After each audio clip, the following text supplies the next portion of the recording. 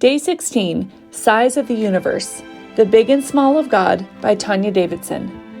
The sun is 93 million miles away, which, because of the speed of light, means we're seeing what it looked like 8.3 minutes ago. The next closest star is 4.3 light years away, so we're actually seeing the light that radiated from it 4.3 years ago. All other stars are even farther, thousands of light years away. A light year is 5.8 trillion miles. Scientists estimate that the Milky Way is 150,000 light years across, and the observable universe is about 93 billion light years in diameter. For some perspective, take a minuscule object, like a grain of sand, and hold it at arm's length.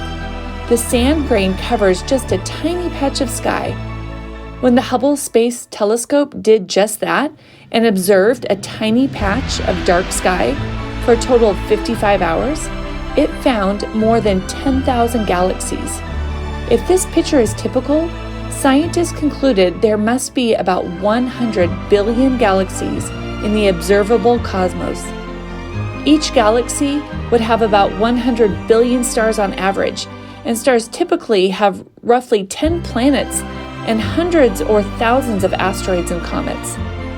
Since this initial study, new research has discovered faint galaxies that can be particularly difficult to observe.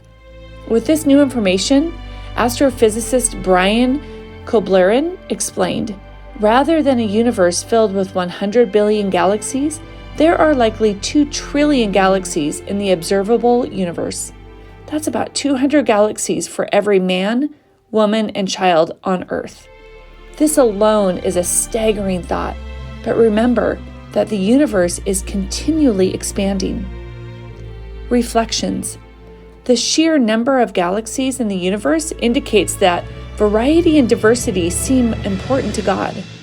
Often there isn't one type of species, but several variations of that species. There's not just one galaxy, but rather 2 trillion. It seems God's creative power is vast and varied. What happens when you consider the size and diversity of God's creation?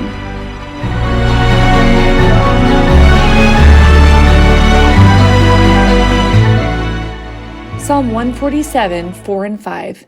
He determines the number of the stars and calls them each by name. Great is our Lord and mighty in power. His understanding has no limit. Psalm 103, 11 and 12.